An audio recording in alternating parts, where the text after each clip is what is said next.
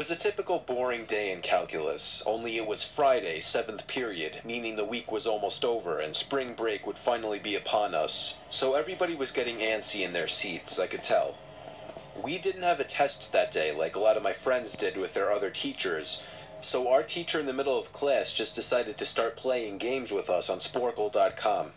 He was a very laid-back teacher like that.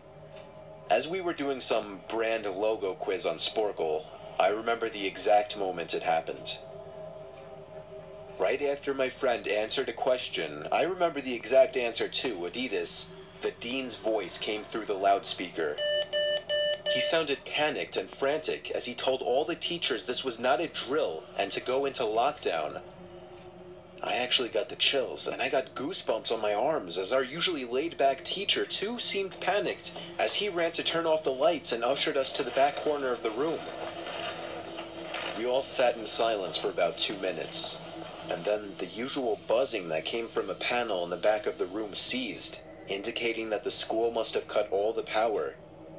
We all looked at each other, realizing this must be serious. A few more minutes of waiting later, we heard a man screaming at the top of his lungs coming down the hallway. 2 girls in the class actually started crying, which made all of us even more scared.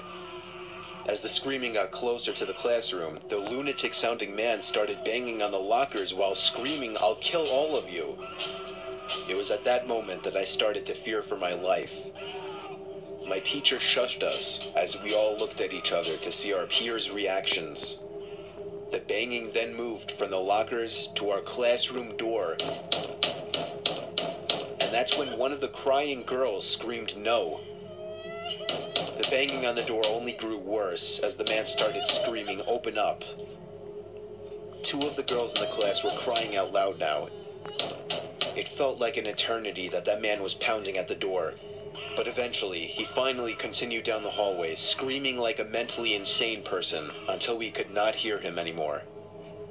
I'd say 10 minutes later, though it felt like half an hour given the situation, the dean came back on the loudspeaker explaining the situation, which was surprising for him to do.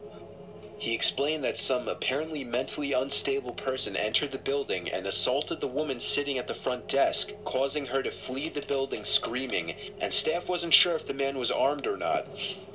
Now this was before the school had cameras or could afford proper security, so the school was wide open to something like this happening.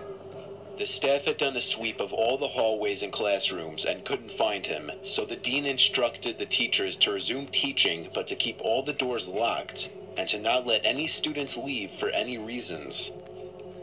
The most disturbing part, however, is that one of the janitors working the night shift found the man sleeping in one of the storage closets near the back end of the school, and according to rumors that were spread by my peers, sticking out of his pocket was a .44 Magnum. The janitor must have done something stupid to wake him up, for example, leaving the closet door open, because by the time a police officer could arrive on the scene, the man was gone.